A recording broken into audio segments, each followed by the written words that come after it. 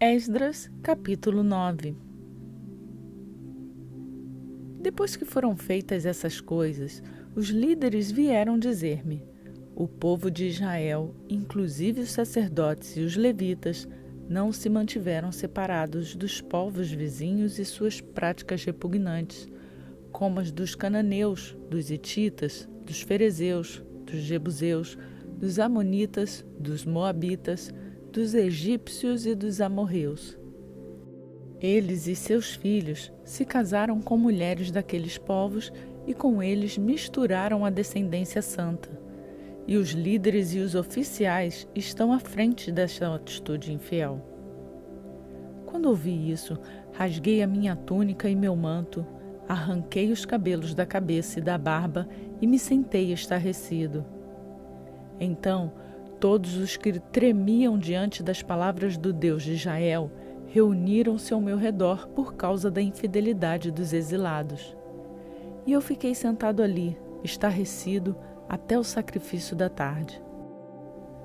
Então, na hora do sacrifício da tarde, eu saí do meu abatimento com a túnica e o manto rasgados e caí de joelhos com as mãos estendidas para o Senhor, para o meu Deus.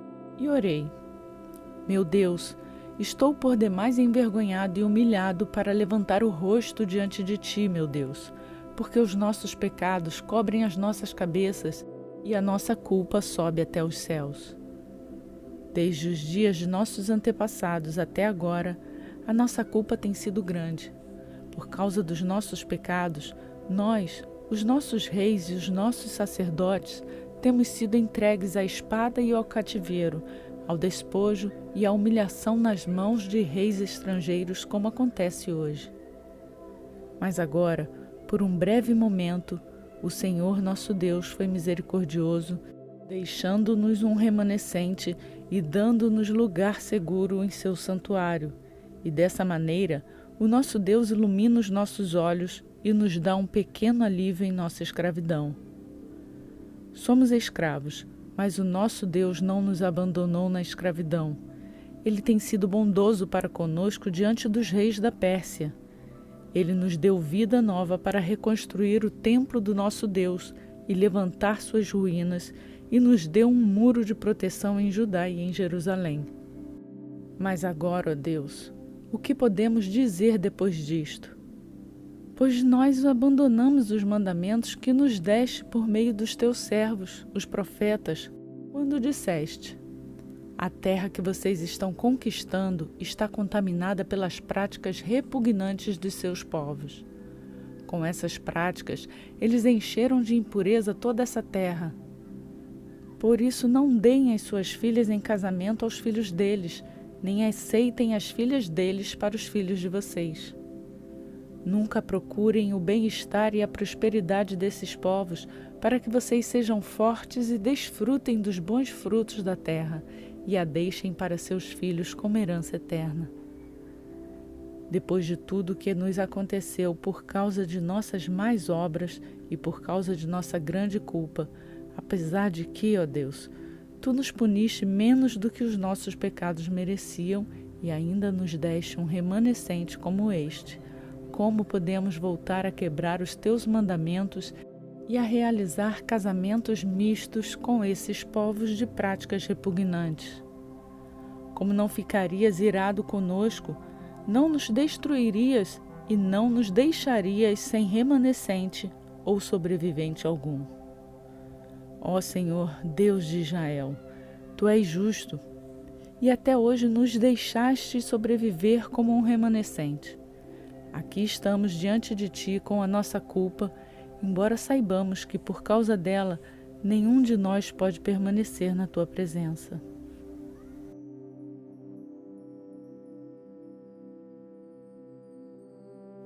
Esdras, capítulo 10. Enquanto Esdras estava orando e confessando, chorando prostrado diante do templo de Deus, uma grande multidão de israelitas, homens, mulheres e crianças, reuniram-se em volta dele. Eles também choravam amargamente.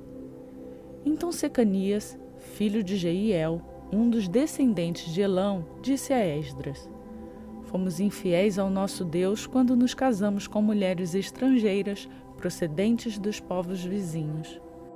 Mas apesar disso, ainda há esperança para Israel.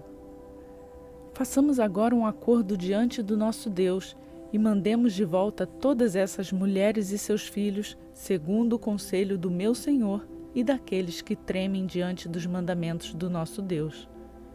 Que isso seja feito em conformidade com a lei. Levante-se, esta questão está em suas mãos, mas nós o apoiaremos. Tenham coragem e mãos à obra. Esdras levantou-se e fez os sacerdotes principais e os levitas e todo Israel jurarem que fariam o que fora sugerido, e eles juraram. Então Esdras retirou-se de diante do templo de Deus e foi para o quarto de Joanã, filho de Eliasibe. Enquanto esteve ali, não comeu nem bebeu nada, lamentando a infidelidade dos exilados. Fez-se então uma proclamação em todo Judá e em Jerusalém, convocando todos os exilados a se reunirem em Jerusalém. Os líderes e as demais autoridades tinham decidido que aquele que não viesse no prazo de 3 dias perderia todos os seus bens e seria excluído da comunidade dos exilados. No prazo de 3 dias, todos os homens de Judá e de Benjamim tinham se reunido em Jerusalém. E no 20º dia do 9º mês, todo o povo estava sentado na praça que ficava diante do templo de Deus. Todos estavam profundamente abatidos por causa do motivo da reunião e também porque chovia muito. Então o sacerdote Esdras levantou-se e disse-lhes: Vocês têm sido infiéis. Vocês se casaram com mulheres estrangeiras, aumentando a culpa de Israel. Agora confessem ao Senhor, o Deus dos seus antepassados, e façam a vontade dele. Separem-se dos povos vizinhos e das suas mulheres estrangeiras. A comunidade toda respondeu em voz alta: Você está certo, devemos fazer o que você diz. Mas há muita gente aqui e esta é a estação das chuvas. Por isso, não podemos ficar do lado de fora. Além disso, essa questão não pode ser resolvida em 1 dia ou 2, porquanto foram muitos que assim pecaram. Que os nossos líderes decidam por toda a Assembleia. Então, que cada um de nossas cidades que se casou com mulher estrangeira venha numa data marcada, acompanhado dos líderes e juízes de cada cidade, para que se afaste de nós o furor da ira do nosso Deus por causa deste pecado. Somente Jonatas, filho de Azael, e Jazeías, filho de Tikva, apoiados por Mesulão, e o levita, Sabetai, discordaram. E assim os exilados fizeram conforme proposto. O sacerdote Esdras escolheu chefes de famílias, um de cada grupo de famílias, todos eles chamados por nome. E no dia 1º do 10º mês, eles se absentaram para investigar cada caso. No dia 1º do 1º mês, terminaram de investigar todos os casos de casamento com mulheres estrangeiras. Entre os descendentes dos sacerdotes, estes foram os que se casaram com mulheres estrangeiras. Dentre os descendentes de Jesua, filho de Josadaque, e seus irmãos Maacéias, Eliezer, Jaribe e Gedalias. Todos eles apertaram as mãos em sinal de garantia que iam despedir suas mulheres, e cada um apresentou um camelo do rebanho como oferta por sua culpa. Dentre os descendentes de Imer, Anani e Zebadias. Dentre os descendentes de Arim, Maacéias, Elias, Semaías, Jeiel e Uzias. Dentre os descendentes de Passur, Elioenai, Maacéias, Ismael, Natanael, Josabade e Eleasa. Dentre os levitas, Josabade, Simei, Quelaías, também chamado Quelita, Petaías, Judá e Eliezer. Dentre os cantores, Eliasibe. Dentre os porteiros, Salum, Telém e Uri. E dentre os outros israelitas, dentre os descendentes de Paróis, Ramias, Gesias, Malquias, Miamim, Eleazar, Malquias e Benaia. Dentre os descendentes de Elão, Matanias, Zacarias, Jeiel, Abde, Jeremote e Elias. Dentre os descendentes de Zatu, Elioenai, Eliasibe, Matanias, Jeremote, Zabade e Aziza. Dentre os descendentes de Bebai, Joanã, Ananias, Zabai e Autlai. Dentre os descendentes de Bani, Mesulão, Maluque, Adaías, Jazube, Seal e Jeremote. Dentre os descendentes de Paate Moabe, Adna, Quelau, Benaía, Maacéias, Matanias, Bezalel, Binui e Manassés. Dentre os descendentes de Arim, Eliezer, Isias, Malquias, Semaías e Simeão, Benjamim, Maluque e Semarias. Dentre os descendentes de Azum, Matenai, Matatá, Zabade, Elifelete, Jeremai, Manassés e Simei. Dentre os descendentes de Bani, Maadai, Amrão, Uel, Benaia, Bedias, Queluí, Vanias, Meremote, Eliasibe, Matanias, Matenai e Jaazai. Dentre os descendentes de Binui, Simei, Selemias, Natã, Adaías, Maquinadibai, Sazai, Sarai, Azareel, Selemias, Semarias, Salum, Amarias e José. Dentre os descendentes de Nebo, Jeiel, Matitias, Zabade, Zebina, Jadai, Joel e Benaia. Todos esses tinham se casado com mulheres estrangeiras e alguns deles tiveram filhos dessas mulheres.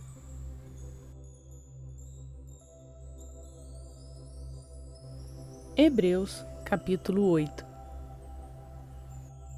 O mais importante do que estamos tratando é que temos um sumo sacerdote como esse, o qual se assentou à direita do trono da majestade nos céus e serve no santuário, no verdadeiro tabernáculo que o Senhor erigiu, e não o homem. Todo sumo sacerdote é constituído para apresentar ofertas e sacrifícios, e por isso também era necessário que este tivesse algo a oferecer. Se ele estivesse na terra, nem seria sumo sacerdote, visto que já existem aqueles que apresentam as ofertas prescritas na lei. Eles servem num santuário que é cópia e sombra daquele que está nos céus, já que Moisés foi avisado quando estava para construir o tabernáculo. Tenha o cuidado de fazer tudo segundo o modelo que lhe foi mostrado no monte. Agora, porém, o mistério que Jesus recebeu é superior ao deles, assim como também a aliança da qual ele é mediador é superior à antiga, sendo baseada em promessas superiores. Pois se aquela primeira aliança fosse perfeita, não seria necessário procurar lugar para outra. Deus, porém, achou o povo em falta e disse: Estão chegando os dias, declara o Senhor, quando farei uma nova aliança com a comunidade de Israel e com a comunidade de Judá. Não será como a aliança que fiz com seus antepassados quando os tomei pela mão para tirá-los do Egito. Visto que eles não permaneceram fiéis à minha aliança, eu me afastei deles, diz o Senhor. Esta é a aliança que farei com a comunidade de Israel depois daqueles dias, declara o Senhor. Porei minhas leis em suas mentes e as escreverei em seus corações.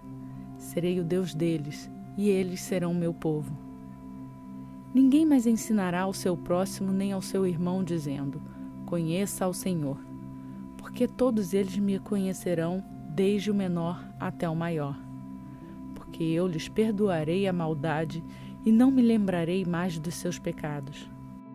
Chamando nova esta aliança, ele tornou antiquada a primeira, e o que se torna antiquado e envelhecido está a ponto de desaparecer.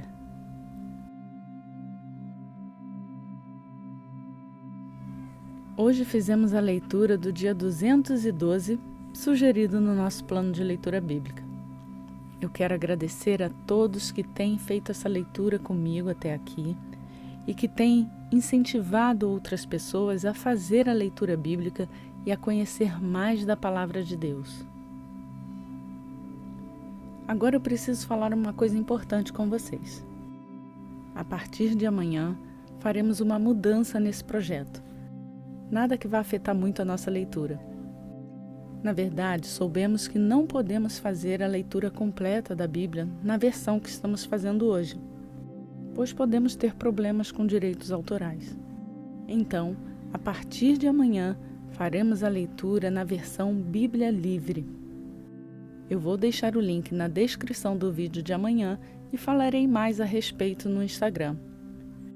Mas por hora, você pode continuar fazendo o acompanhamento da sua leitura na sua Bíblia em qualquer versão.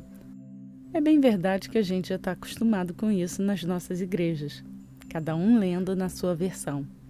Mas vamos fazer o possível para melhorar essa leitura acompanhada. Eu prometo. Por hoje, ore por esse projeto, ore para que a palavra de Deus chegue a mais pessoas, faça a sua parte levando essa palavra a outras pessoas. Transforme a sua vida, que é o mais importante, é o que Deus deseja de nós. E eu fico por aqui. Que Deus abençoe a sua vida e até amanhã, se assim Ele nos permitir.